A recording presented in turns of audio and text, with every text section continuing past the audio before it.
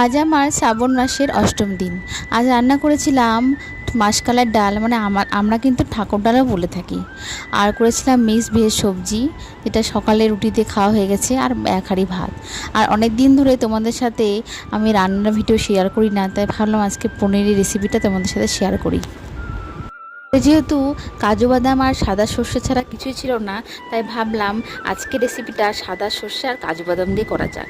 তাই আমি কিন্তু প্রথমে কাজু বাদাম আর সাদা সর্ষেটা ভালো করে পেস্ট করে নিয়েছিলাম, আর টমেটোটাও পেস্ট করে নিয়েছিলাম। তারপর একে একে পনির আর আলুটা ভালো করে ভেজে নিয়ে তেলের মধ্যে শুকনো লঙ্কা সাদা জিরা ফোড়ন দিয়ে একে একে পেস্ট করা টমেটো দিয়ে ভালো করে কষিয়ে নিয়ে ওই পেস্ট করা কাজু বাদাম আর সাদা সর্ষেটা দিয়ে ভালো করে মশলা দিয়ে কষিয়ে নিয়েছিলাম। আর আমি কিন্তু মশলার মধ্যে দিয়েছিলাম জিরা গুঁড়ো, ধনে গুঁড়ো, আদা বাটা। তাছাড়া বাইরে কোনো কিছু মশলা দিইনি, যেহেতু নিরামিষ খাচ্ছি।